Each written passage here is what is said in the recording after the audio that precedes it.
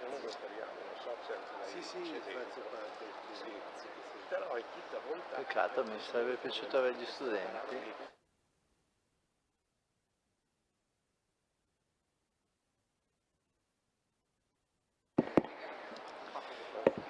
Buon pomeriggio a tutti, grazie. Good afternoon, and thank you for being with us.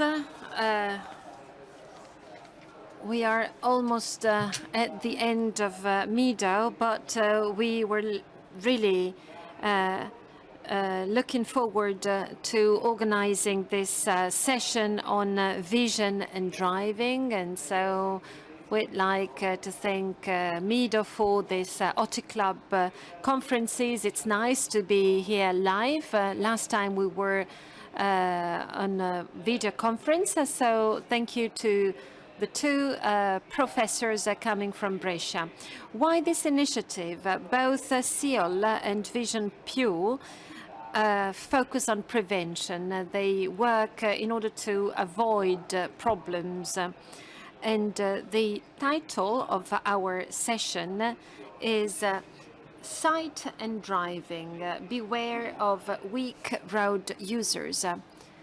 Well, as a matter of fact, I don't know if you've realized it, we are increasingly surrounded, as it is the case when we drive, so we are increasingly surrounded by bikes, by rollers, and children, elderly people, disabled people, and of course pedestrians. As Vision Pure, we have two missions. On the one hand, we focus on prevention and awareness raising in Italy on problems related to vision and to sight, and to the fact that some diseases are fully asymptomatic. So you may realize this when it's too late. Incidentally, I knew I suffered from a congenital cataract. I discovered this when I was 30.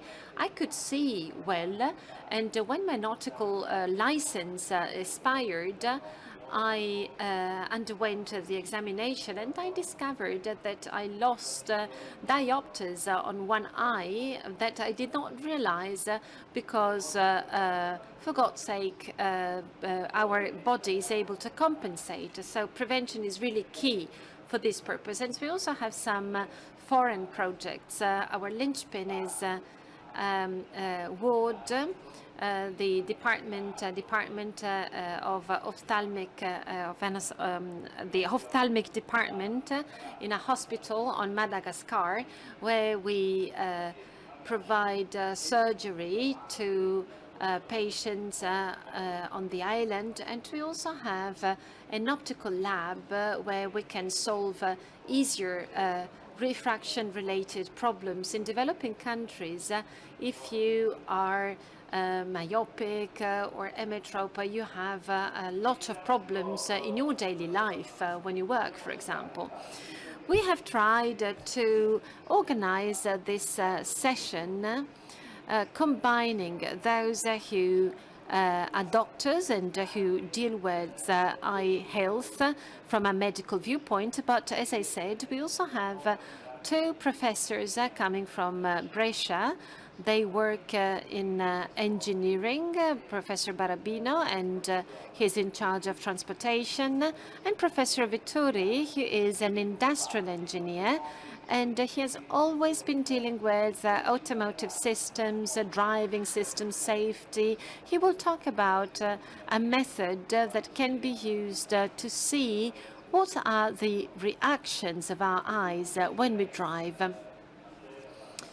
And now let me hand over to the chairman of SEON and chairman of Vision Pure. I'm sorry. We have a different sequence, a different agenda. I'm sorry, Professor Barabino. So Professor Barabino will start with some statistics on road accidents in Italy.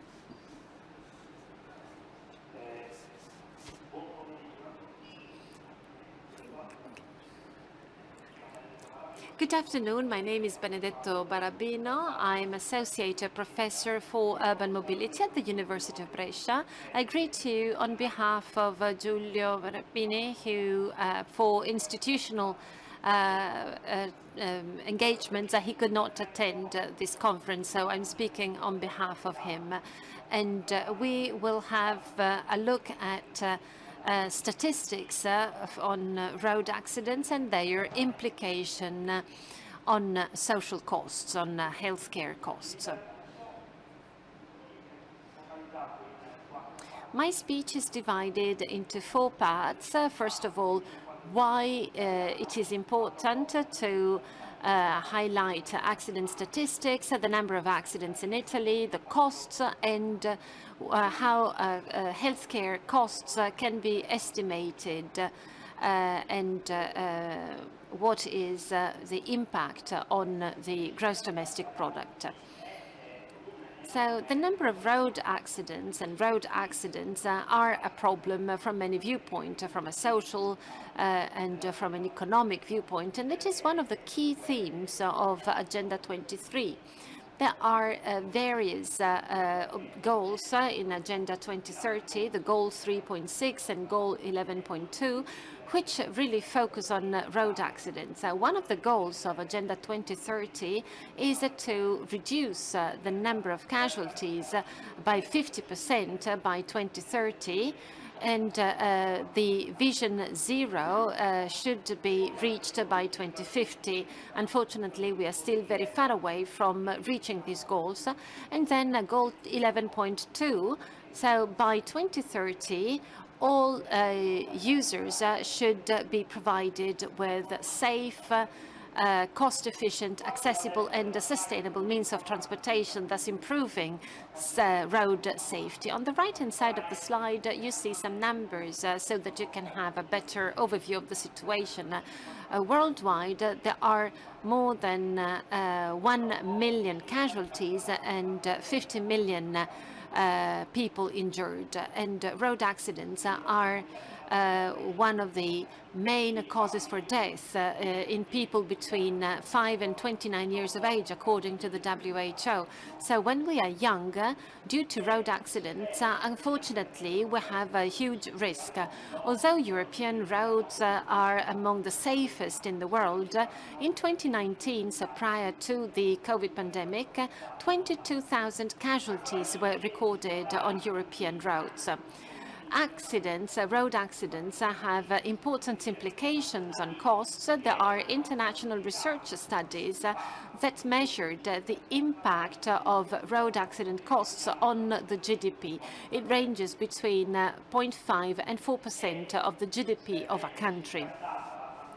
Despite of the pandemic, as you will see in some pictures afterwards, the 50% reduction in road accidents has not been reached, although in 2020 we stayed at home for many months. In this chart, you see the Italian situation. On the x-axis, you see the years. On the y-axis, you see the delta in terms of number of road accidents in blue, and in orange you see the orange, and in gray the injured people. These data are compared to 2010, which is the baseline. As you can see, between 2010 and 2013, there has been a significant drop in road accidents, but after 2013, the curve has been flat. There weren't any significant reductions for the 3 cases, so the number of accidents, the number of injured people, and casualties. You see the peak in 2020. There was a significant drop in the number of accidents, casualties, and injured, but this is related to the pandemic rather than to the improvement in safety conditions, because as you can see, starting from 2021, the situation has gone upwards again. If we compare the situation in Italy and the region of Lombardy, Again, on the baseline 2010 until 2021, well, 2020 was clearly distorted, 2021 a bit less. You see that we had a reduction by 15% in terms of road accidents, injured and casualties. But in the region of Lombardy, the situation has been slightly better. The reduction has been of 24% versus the average figure. But if we focus on weak users who may be involved, the more vulnerable users, who are cyclists, motorcyclists and pedestrians, the situation here is a bit strange. Again, we compare data with 2010, our baseline year, but as we see the two-wheel users, the gray curve, oh, sorry, this is the right slide. So you see the gray curve. There has been a reduction in the number of users involved in road accidents. But if you look at the bicycles, for example, there was an increase versus 2010 because you see that the delta is a positive one, and so this is worrisome. There have been a lot of measures that have been taken to increase the safety of cyclists, but the situation is not very clear. For pedestrians, the situation is actually a bit flat, sometimes a light increase, sometimes a light decrease, so we can say that the trend overall is flat. Again, in 2020, the significant drop, but this is, as I said, a special year. And for this reason, we have to be cautious in taking these figures. Most importantly, accidents cause costs. If we consider 2019, in Italy, the estimates provided by Istat show that road accident-related costs absorb 1% of the domestic GDP. In Italy, in Lombardy, social costs account for 17% of the national expense, and these are data we should reflect upon. If we go into the details of the costs, you see on the upper table a comparison between costs associated to accidents, injured and casualties in Italy and in the region of Lombardy. You see that in Italy, the social cost is equal to 17 billion euros, and these are costs due to road accidents. And the region of Lombardy accounts for about 1/5 of these costs compared to other regions. If we but focus on weaker users, so accidents related to pedestrians only, out of 100, if we consider 100 the cost, 20 are the costs absorbed by the region of Lombardy. Again, the question is how can we estimate? Because, you know, these are figures coming from the National Institute of Statistics, and they are based on average. How can we estimate these costs? In literature, there are two methods.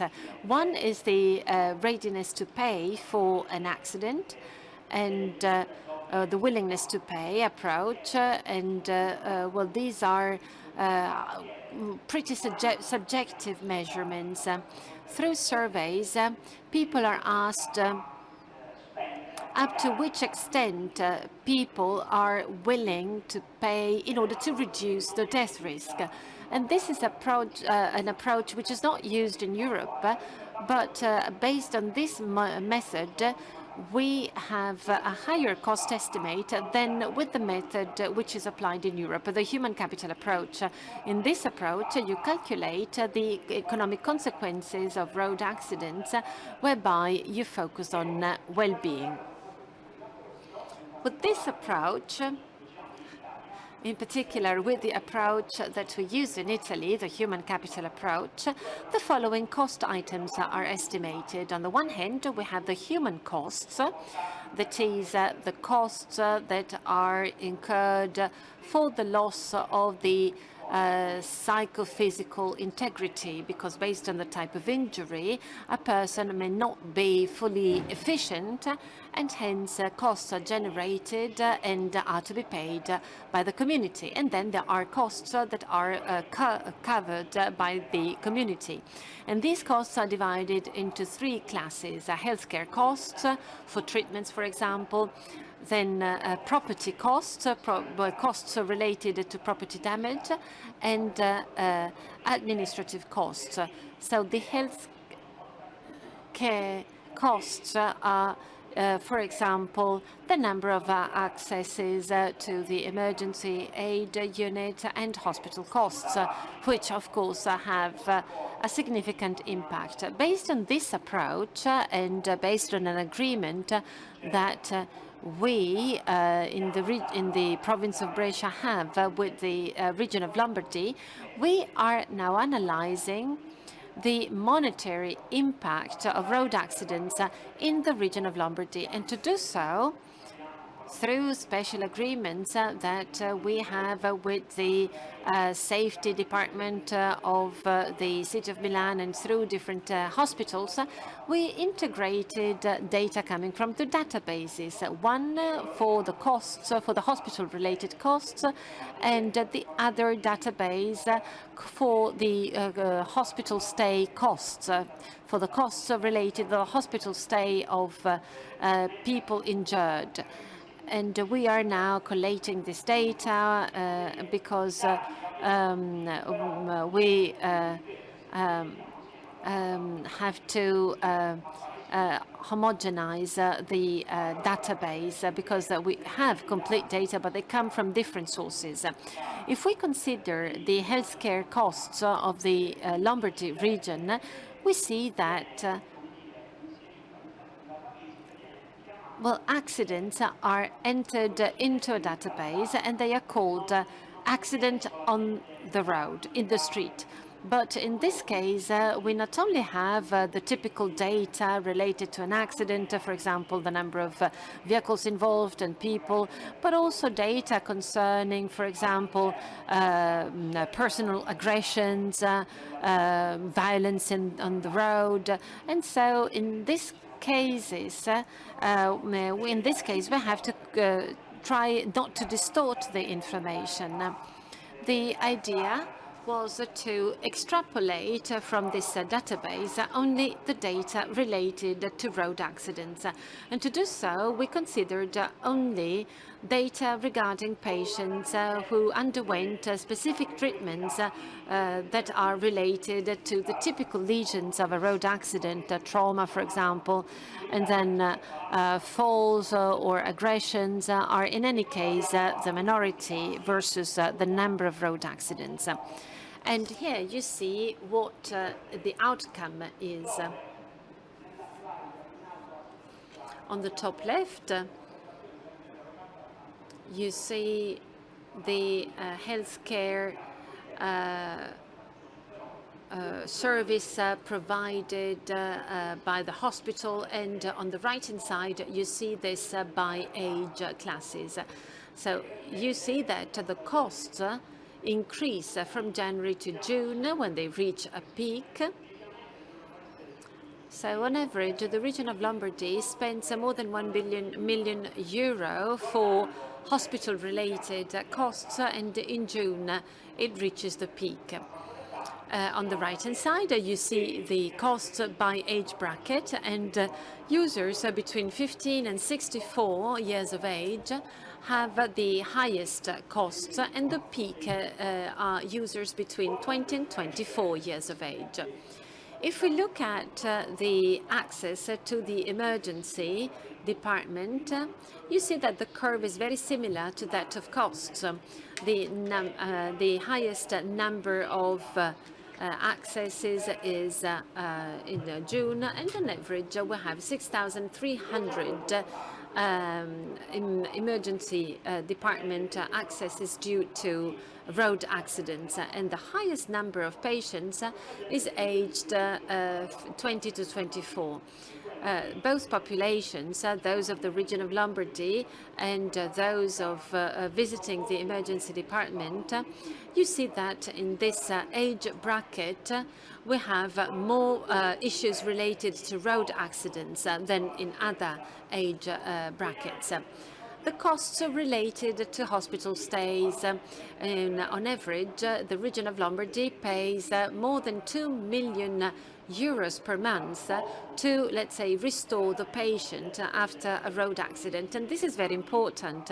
The trend, the curve is very similar, as you can see on the left-hand side. You see that the curve is growing until June, and then it falls again. The number of hospital stays, of admissions, well, the curve is very similar, and the peak is recorded in the month of June.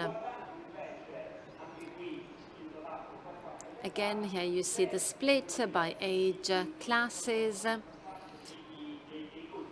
In the emergency department, the majority of costs pertained to the age bracket between 20 and 24, in this case from 50 to 59. This means that usually older people are admitted to hospital because they need more treatments compared to the younger patients.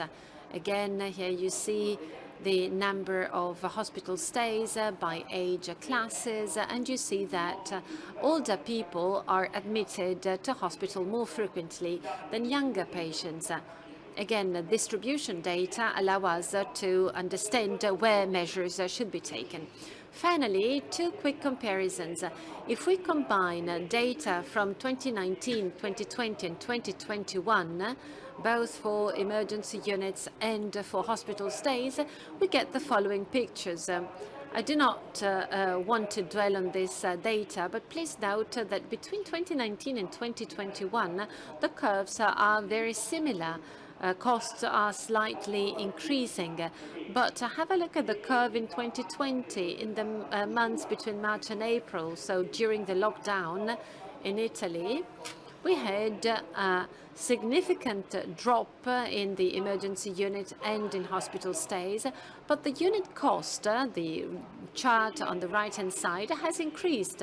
So the performance was worse, the cost was higher because well, you know, there were fewer people on the road, and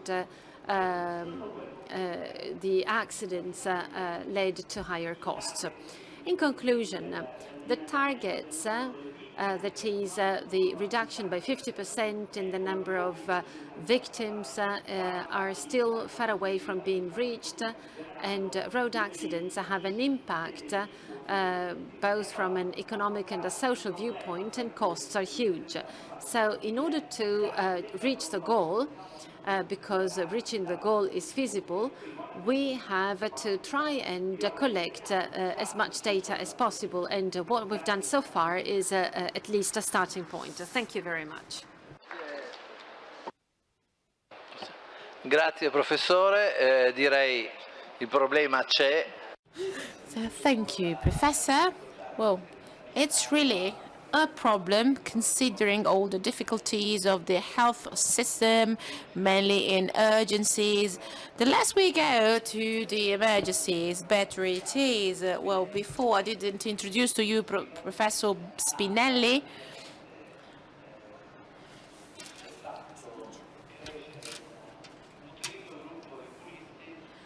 That was a professor of a lot of oculists working in Italy and in Lombardy, because he has been for years the director of the Specialization Clinical Institute of the University of Milan.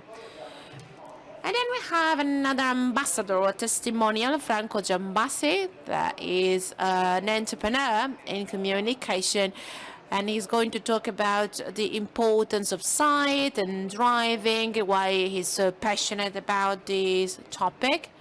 Un piccolo incidente per cui non è riuscito a Then our last guest, Professor Accetta, did have a few, a problem, and so Professor Spinelli will just tackle the whole topic himself. Good afternoon. Thank you for what you said. We can move forward.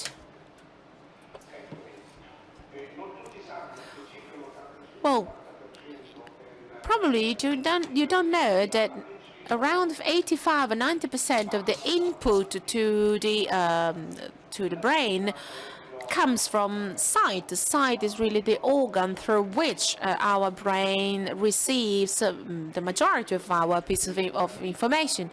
That means that a good sight is one of the best ability to drive safely. Furthermore, the last ISTAT data from 2018-2013, we have seen that 65% or 60% of car accidents are linked to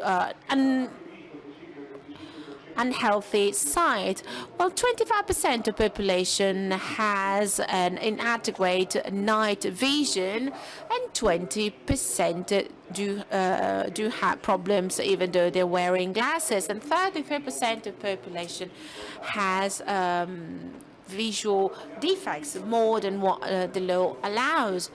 Well, when we talk about driving safely, we talk about what we see when we see an object, the sensitivity to contrast, the visual space, the chromatic sense, stereoscopic vision, night vision, and the ability to cope to too much light or brightness. Otherwise, without all these characteristics, it's impossible to drive safely. Well, as you can see, the sight, you can measure sight with 10 out of 10.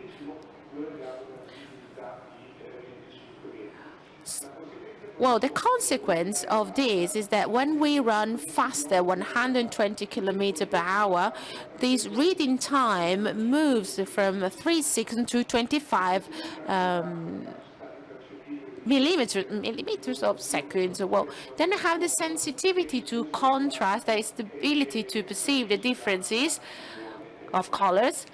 And then we have, of course, the vision of colors. This visual space is fundamental. It's really the part of the space that the eye perceives in front of it itself.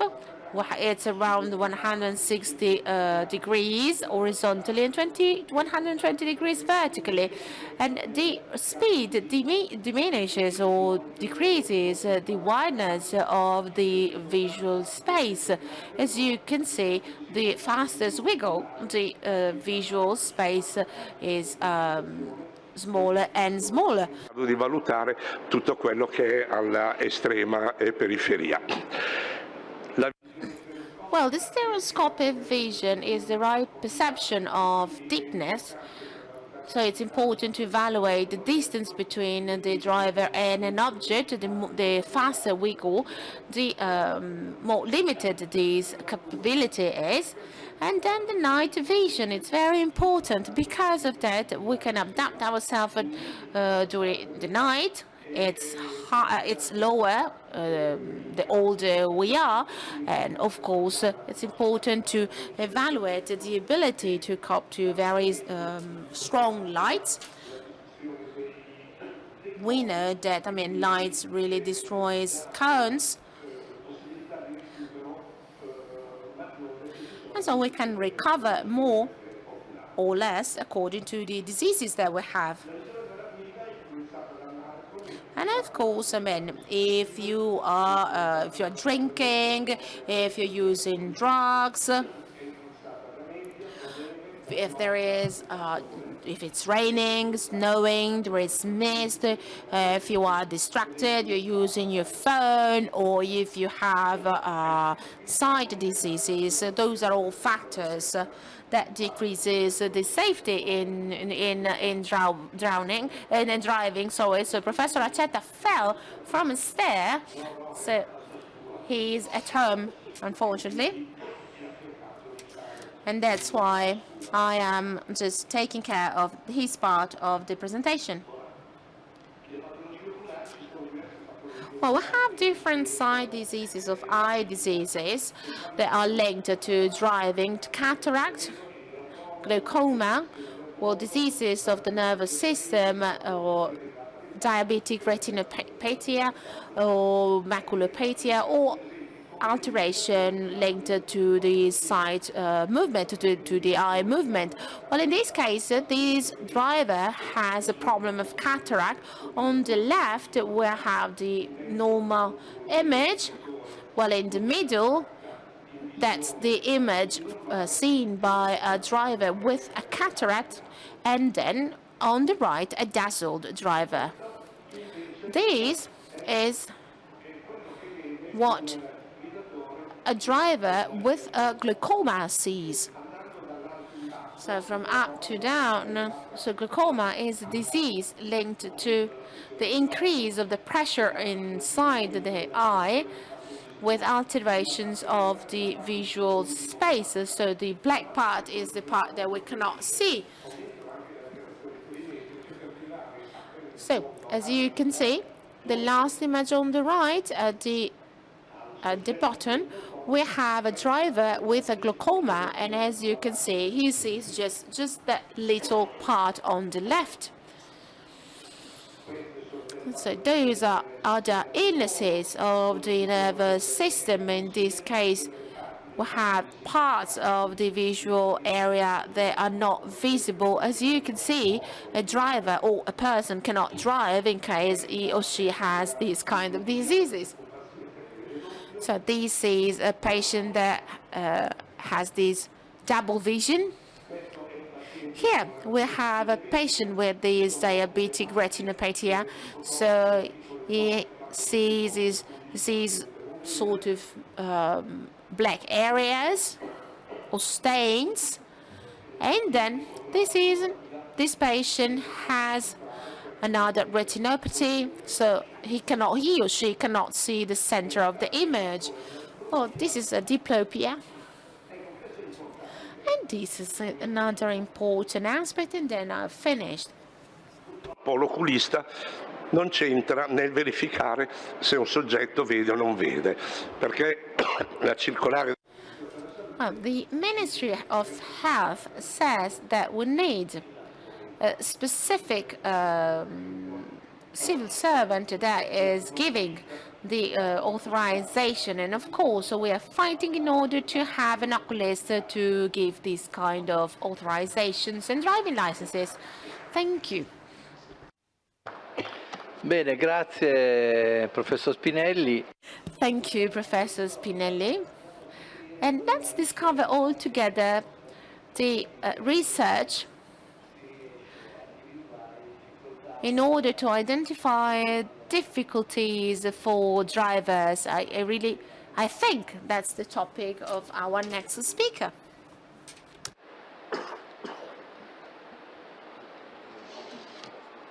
Scusi. Ok, grazie. Buonasera a tutti. Good afternoon to you all. So my speech, the speech that I'm going to present to you, is very much linked to what Professor Spinelli has just said, because, well, I work with Professor Barbino in the CESCAM, that is Studies Center of the University of Brescia, that is working on mobility and road safety under the coordination of Professor Martinini. One of the first questions we asked was, what about the behavior of drivers, and can we measure their behaviors from a quantitative point of view, the level of attention or lack of attention of a specific user when we drive? And we did so using a specific measuring device that we called e-tracker. Because of that, we can monitor in real time what we see. And I'll try to explain to you the working principle of this device, and we will see some applications of this measuring system for city drivers, and then we will talk about what we are trying to investigate outside the city. So we focused on cities mainly because the data that Professor Barbino just presented really reinforced the idea that the majority of road accidents with death or injured people normally are city accidents. Normally we think about highways as very, very unsafe roads, but in reality more than 60% of accidents, very serious accidents, are city accidents. Well, this e-tracker or oculometer is a sort of is a device with a pair of glasses. So if you're wearing these glasses, we can track what you're seeing, and then they follow, or the device follows what your eyes are perceiving. Of course, we can link it to a PC or a smartphone in the more modern let's say version, and then of course we can really measure all the pieces of information in a quantitative manner. Well, this device is really the most basic device. The previous device is a little bit more elegant. As you can see in red, we have the camera that is recording what you are saying, or what the person that is wearing this device is saying, while our other two cameras are just recording the eye. So they identify the center of the eye. And so with a triangulation approach, you can really identify what the person that is wearing this device is observing. On the left, up, we can see an example. This lady is reading a newspaper, and on the tablet you can see what she is watching in real time. Well, this is the final output. From a qualitative point of view, it's like this. As you can see, we see these small green rings identifying the target of our observation. As you can see, this video is clearer, I think. So this is one of the videos that we have used. As you can see, the driver is moving constantly. The point of observation, so from attention points are the cars that are coming from left or right, or in the back window, a biker, or we have other elements. So while we drive, we have a look at the radio, or maybe the mobile. We shouldn't do that, of course. Well, we have lots of distractions, publicity, or someone there is wearing something strange or unique, or something that is not really linked to driving. So we are distracted for just less than a second, but they can be fatal, these seconds. Andare avanti. What did we do? Well, after the end of the video, we can move on. Okay.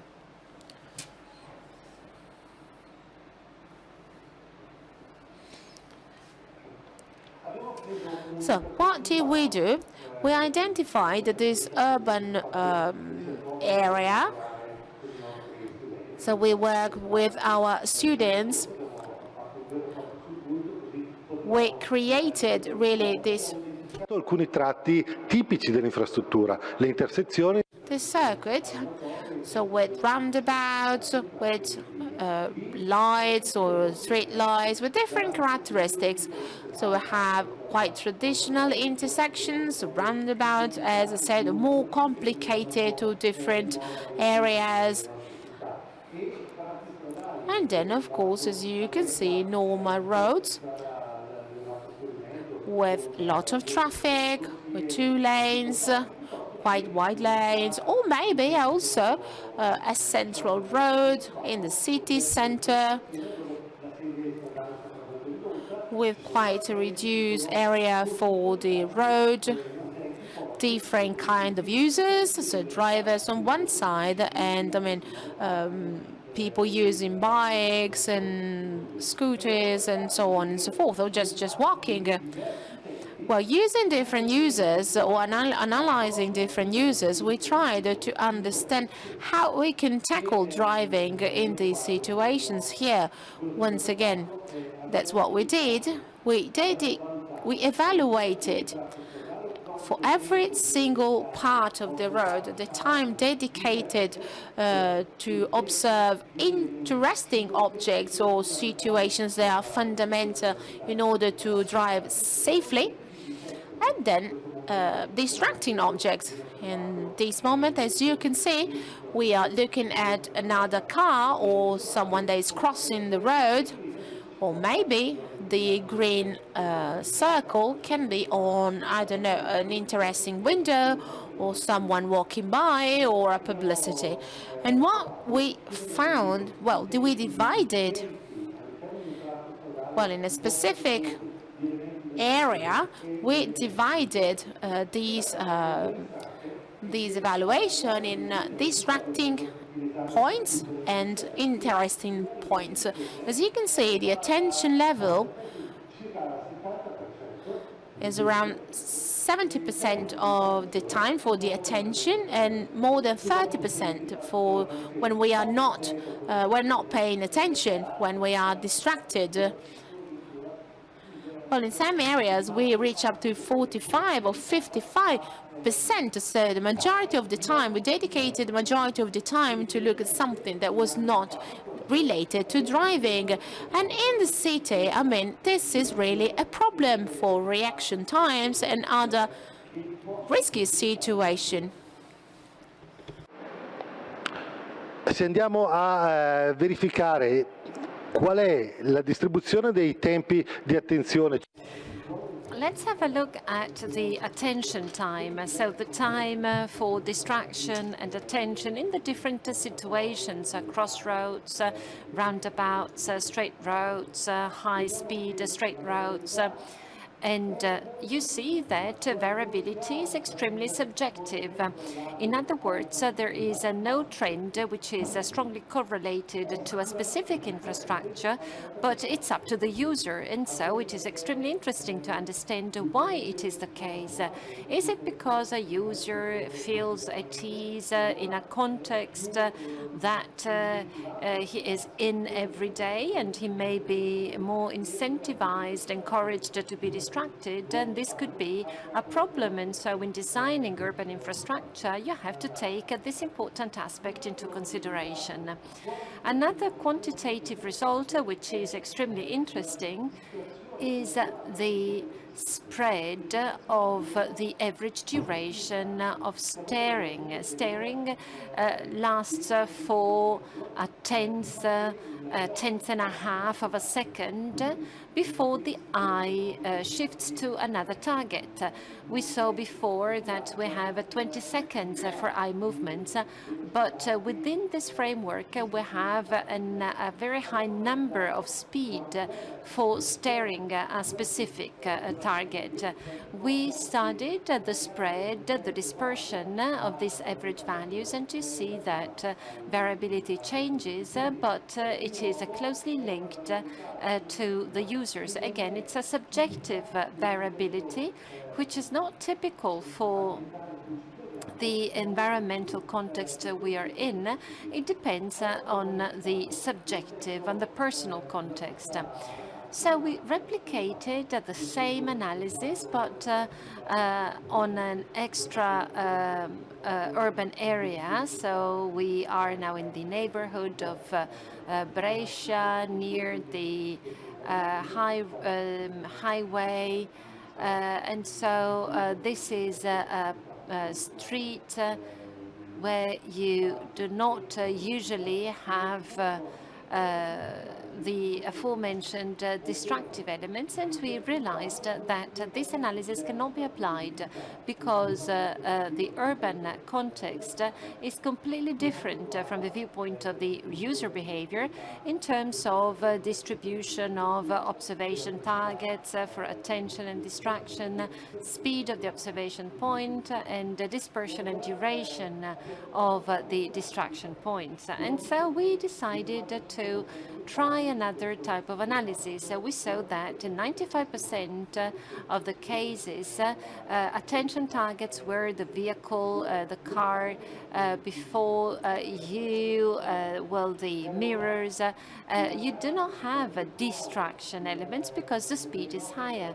And so we tended to focus more on the central point of our target. More than 52% of the observation time is in the central cone, and this is another interesting element. And then we see two other movements, one to the rear mirror and one to the front mirror. One last remark is about the further activities that we carried out. We started focusing on strong users, that is, drivers who usually cause road accidents, but we usually focus on weak users, cyclists, roller users, and pedestrians. And we see that the behaviors with bicycles and rollers are completely different, although the rules and regulations tend to consider the two means exactly the same, and so we have to work in this direction. Thank you very much. Thank you. It's really incredible to see that technology can help us a lot in understanding how distracted we are. And my wife would appreciate this a lot because she considers, she thinks I'm very distracted. And now Giacotti, Franco Giacotti.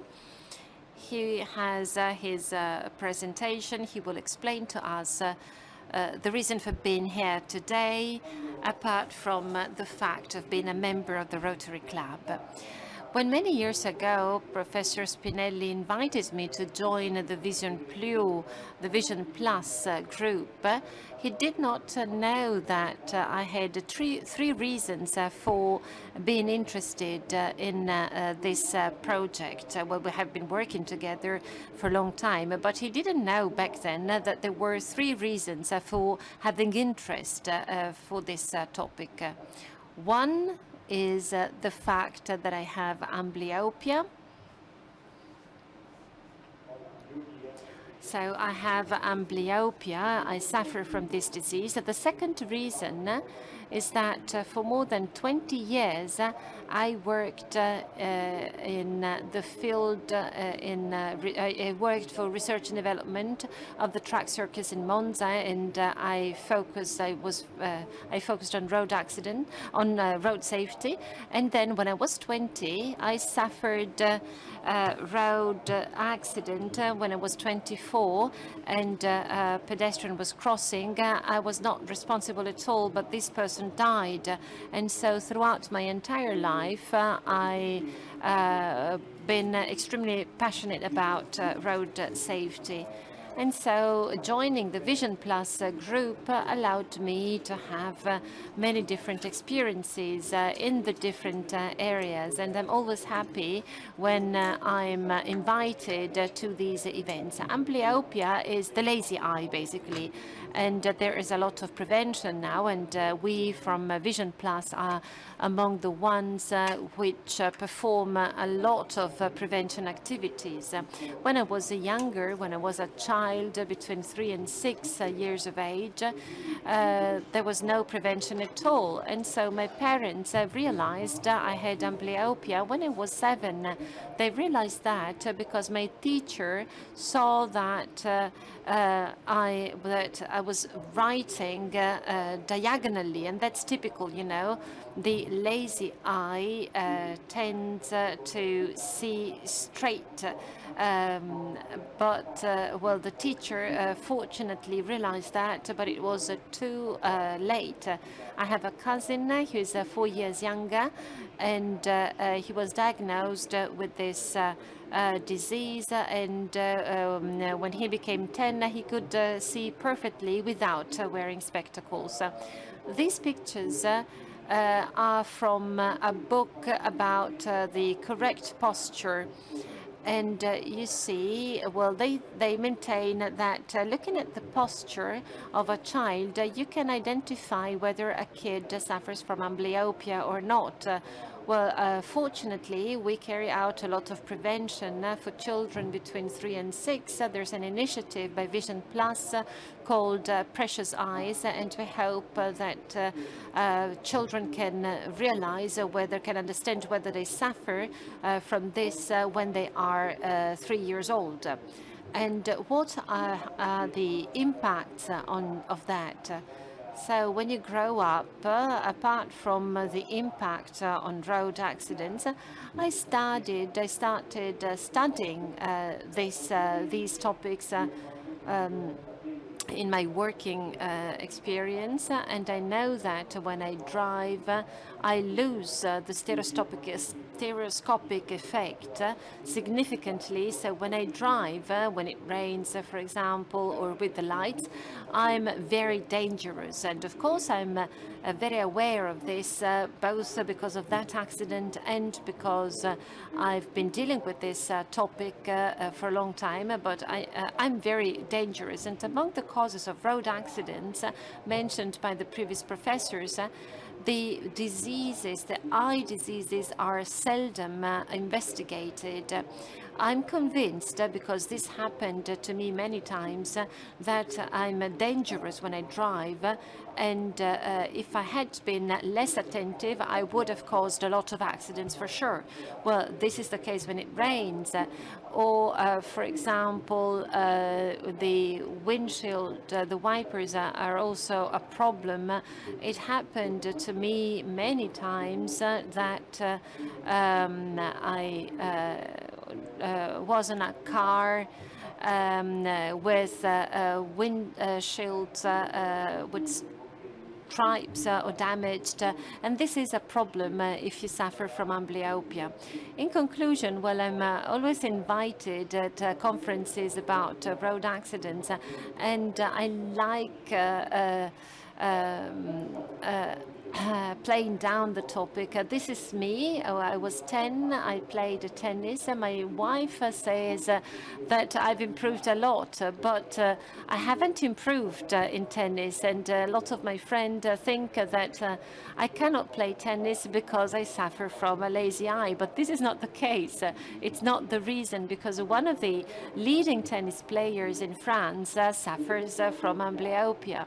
But I show you this picture because of another reason. You see that I'm wearing spectacles, and I was not happy at all, because back then many people played tennis, and my father didn't want me to play tennis because he was afraid a tennis ball could hit my eye, and if it hits the healthy eye, it wouldn't have been any chance of recovering the lazy eye. But you see that I'm wearing spectacles in this picture, and so my father followed the advice of a consultant who said wrongly that I should wear spectacles. Spectacles did not favor me in playing tennis, but they possibly protected my eyes. So in a nutshell, amblyopia is a huge problem. Fortunately, I could manage, I could cope with it, but if you play tennis with amblyopia, well, this condition can also provide some advantages. Thank you, Franco. Well, to tell you the truth, well, if the lenses had been made of glass, as it was usually the case in the past, well, it would have been a major problem. Well, luckily, lenses today are made of CR39, of plastics, and so they cannot break. Well, what would you use? Well, I would use a protective lens in any case if I had just one eye. Do you have questions? Is there time for a Q&A? No questions. Let me ask one question. I wrote it down because this is another experience of mine. When I served as a military, I was a bit old because I was about to graduate, and I decided to drive trucks and buses, and I realized one thing. Once you get up on a truck, you feel superior, you feel more important because you're loud, you're heavy, and so all the others have to move away. Oh, they are pushing us out of the exhibition.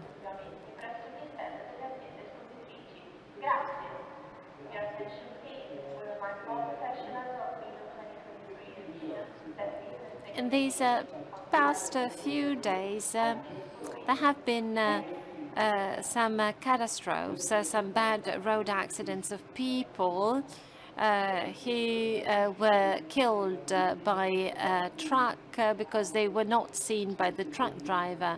So again, well, we managed to reduce the number of baby casualties in cars because of those smart car chairs. And why can't we solve the problem of the blind spot with all the sensors that we have?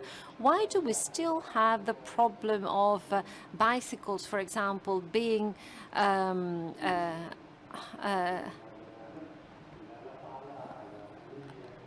by cyclists being killed by truck drivers because they are overseen? Well, for sure, you're right, you're fully right.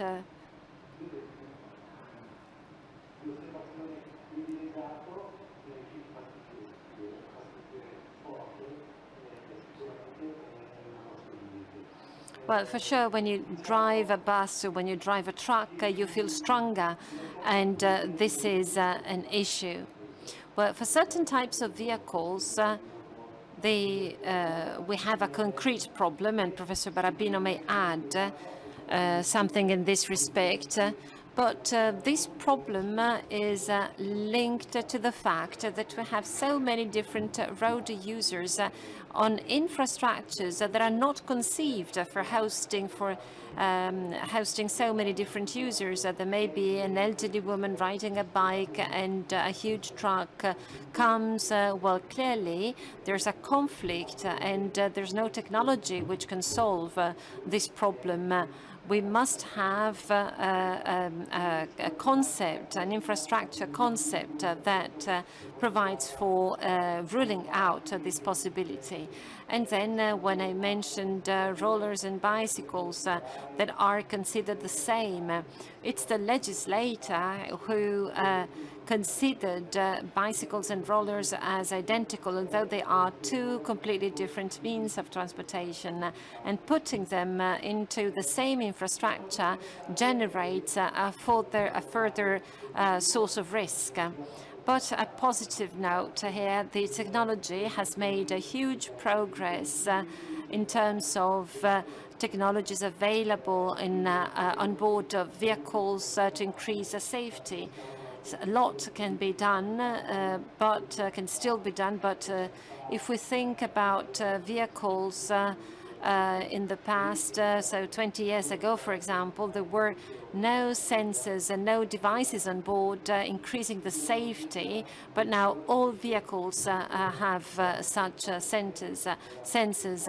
Well, for example, the planning of a Boeing 747, which is still considered a modern vehicle.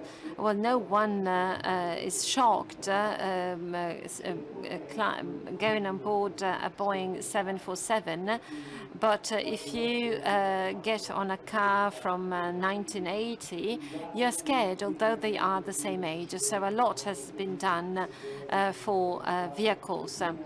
And if we consider the number of casualties at the beginning of the year 2000 and in 2010, well, they have been significantly reduced thanks to active safety devices that car makers embedded in cars. But this is basically due to the rules and regulations that the European Union and the individual countries have implemented.